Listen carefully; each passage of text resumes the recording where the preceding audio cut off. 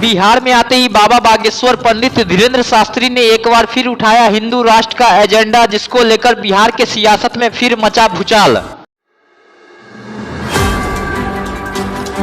बाबा बागेश्वर ने पटना के तरेत पाली मठ के चौथे दिन की हनुमत कथा में एक बार फिर हिंदू राष्ट्र के अपने एजेंडा की कर दी घोषणा। ऐसा कोई नहीं है जिसने इस आस्था के संगम में डुबकी ना लगाई हो। धन्य है बिहार। क्या कहना यहां का भाव। वहीं बाबा बागेश्वर ने बिहार वासियों को हिंदू राष्ट्र बनाने का रोड मैप भी बताया और उन्होंने कहा कि हमारा जो संकल्प है वो बिहार से ही पूरा होगा। धन्य है बिहार। क्या कहना यहां का भाव। हमारा जो संकल्प है वो भी अब बिहार से ही पूर्ण होता दिखाई पड़ रहा है। बागेश्वर बाबा पंडित धीरेंद्र शास्त्री ने कहा कि जिस दिन बिहार के 5 करोड़ लोग अपने घर पर धर्म ध्वजा लगाएंगे और माथे पर तिलक लगाकर अपने घर से बाहर निकलेंगे, उस दिन भारत हिंदू राष्ट्र बन जाएगा। हम एक बात कह देते हैं इस कथा के माध्यम से, आज एक संकल्प लेकर घर जाना। जिस दिन इस बिहार राज्य के 13 करोड़ लोगों में से 5 करोड़ लोग ही अपने घर के बाहर धर्म का ध्वज मस्तक पर तिलक लगाकर निकलने लगेंगे, उसी दिन भारत हिंदू राष्ट्र की ओर अग्रसर हो जाएगा।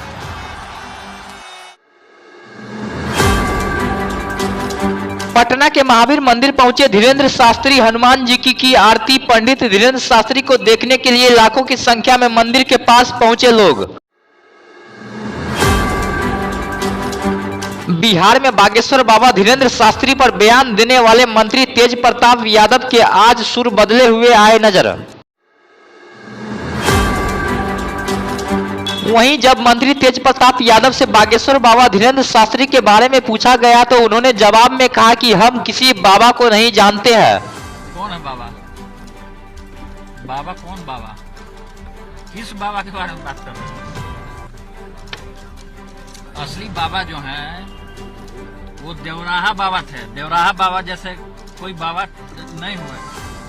वो 400 साल जिंदा रहे देवराहा बाबा, इसलिए देवराहा बाबा को हम लोग मानते हैं। उन्हीं के आशीर्वाद से हमारा जन्म हुआ। इसलिए और कोई बाबा आवा टाबा आपको हम नहीं जानते। बिहार के डिप्टी सीएम तेजस्वी यादव के पटना में चल रहे हनुमत कथा में जाने से इनकार के बाद बीजेपी नेता ने उन पर जमकर साधा निशाना। वहीं बीजेपी नेता और केंद्रीय मंत्री गिरिराज सिंह ने तेजस्वी यादव पर निशाना साधते हुए कहा कि ये सनातन कार्यक्रम में नहीं जाते हैं, लेकिन इफ्तार पार्टी में जरूर जाते हैं। देखिए, ये लोग कामकाजी लोग हैं।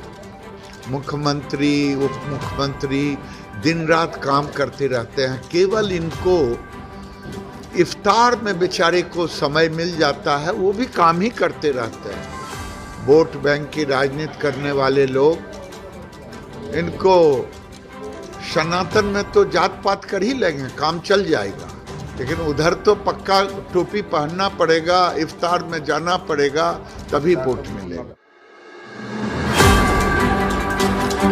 आरजेडी सुप्रीमो लालू यादव आज फिर जाएंगे दिल्ली। आरजेडी सूत्रों के मुताबिक लालू प्रसाद यादव का फिर से सिंगापुर जाने का है प्लान। पटना से दिल्ली जाने के बाद लालू प्रसाद यादव सिंगापुर के लिए हो सकते हैं रवाना। रूटीन जांच के लिए उन्हें एक बार फिर से विदेश जाना है।